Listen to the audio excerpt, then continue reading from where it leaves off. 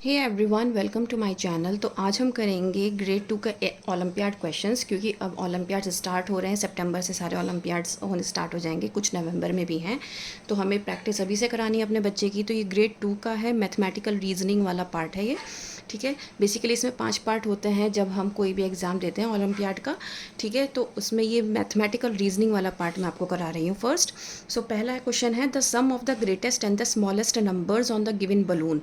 तो ये जो बलून है इसमें नंबर्स कुछ गिवन है। इसमें जो हाईएस्ट नंबर है, मतलब जो ग्रेटेस्ट नंबर है, और जो स्मॉलेस्ट नंबर है उसका सम आपको बताना है। सम मीन्स उसको ऐड करके आपका जो आंसर आता है वो आपको यहाँ पे टिक मार्क करना है। ठीक है, तो हमें बच्चे को कैसे सिखाना है, हमेशा प्लेस वैल्यू से सिखाना है।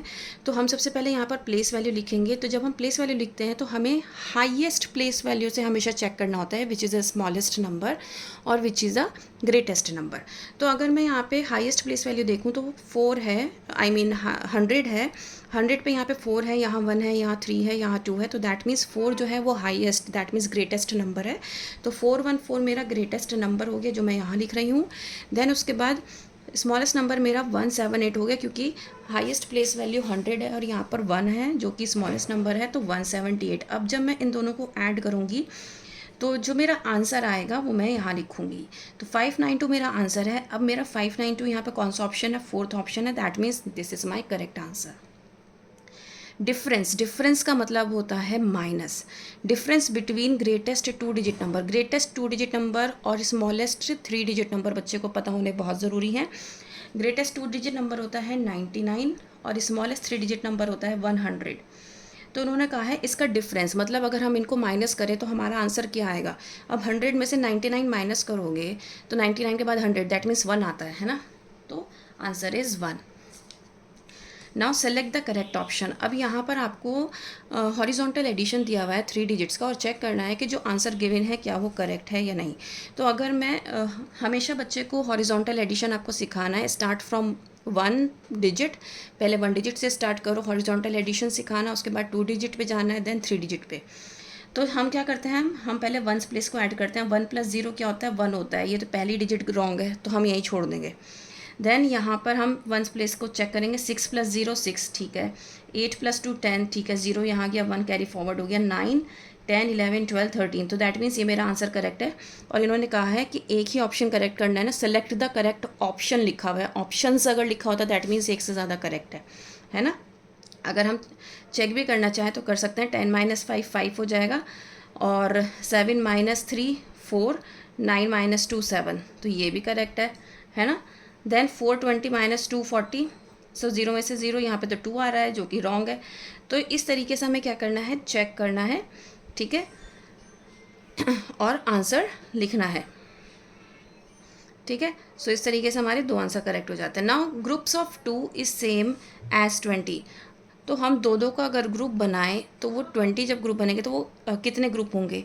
तो अगर मैं कहूँ 2 times how much is 20, so 2 times 10 is 20। अगर मैं 10 ग्रुप दो दो के बनाऊंगी, दो दो चॉकलेट के, दो दो चॉकलेट अगर मैं 10 बच्चों में बांटूंगी तो दैट मीन्स मैंने 20 चॉकलेट बांटी है।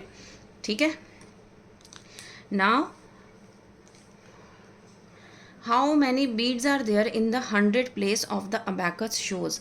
अब 100 प्लेस वैल्यू हमें बतानी है कि 100 प्लेस पे कौन से नंबर होगा। तो 492 में से मुझे 325 माइनस करना है। सो यहाँ पे 12 हो गया, ये 8 रह गया। 12 में से 5 जब जाएगा तो यहाँ रह जाएगा 7। हमें क्या पता है, हाँ 7। देन 8 में से 2 गया 6, और 4 में से 3 गया 1। तो मेरे 100 प्लेस वैल्यू पे कौन सी डिजिट है, 1 है। तो यहाँ पे 1 इज़ द आंसर। नेक्स्ट है हमारा arrange the following numbers values from the smallest to the greatest. ये क्वेश्चन बहुत इंपॉर्टेंट है, आता ज़रूर है। 4 टेंस, तो 4 टेंस लिखा है तो 4 की मल्टीप्लाई 10 से कर दो, 4 10, प्लस 22 टेंस, 22 की मल्टीप्लाई 10 से कर दो। 18 वंस, 18 की मल्टीप्लाई 1 से कर दो। तो 4 10 जा 40, 22 टाइम्स 10 220, 18 टाइम्स 1 18। अब इन तीनों को आप ऐड कर लो तो 278। तो मेरा पी का आंसर आया 278। मैंने क्या किया है, 4 टेंस है तो 4 की मल्टीप्लाई 10 से करी, 22 टेंस है तो 22 की मल्टीप्लाई 10 से करी, 18 वंस है तो 18 की मल्टीप्लाई 1 से करी। उसके बाद आप ये देखिए बीच में एडिशन का साइन है, तो मैंने क्या किया, तीनों को ऐड कर दिया, तो मेरा आंसर आ गया 278। सेम मैं यहाँ करूँगी, 20 की मल्टीप्लाई 10 से करूँगी तो 200 आ जाएगा। 180 की वंस है तो 180 की मल्टीप्लाई 1 से होगी तो 180 ही आएगा। देन 42 टेंस है तो 420 हो जाएगा, 10 से मल्टीप्लाई कर दूँगी। अब अगर मैं इसको काउंट करूँ तो 8 + 10, 8 + 2 10, सो 4 5 6 7 8, तो 800 मेरा आंसर आया क्यू का। देन 60 टेंस मतलब 600, 60 मल्टीप्लाई 10, 0 टेंस मतलब 0 की अगर मैं मल्टीप्लाई 10 से करूँगी तो 0 ही आएगा। 54 वंस, 54 की मल्टीप्लाई 1 से करूँगी तो 54, तो मेरा आंसर आ गया 654, किसका, आर का। नाउ 90 वंस, तो 90 एज इट इज़, क्योंकि 90 की मल्टीप्लाई 1 से करोगे तो 90 आएगा। देन 8 टेंस, सो 8 टाइम्स 80, तो ये 80 हो गया। देन 300 वंस, तो 300 एज इट इज़, सो 0, 8 + 9 क्या होता है, 17, 3 + 1 4, तो ये 470 हो गया। अब हमें क्या करना है, स्मॉल से ग्रेटेस्ट पे लगाना है। तो यहाँ पे 278 है, यहाँ 800 है, यहाँ 654 है, यहाँ 470 है। तो 278 सबसे छोटा है, तो PSRQ,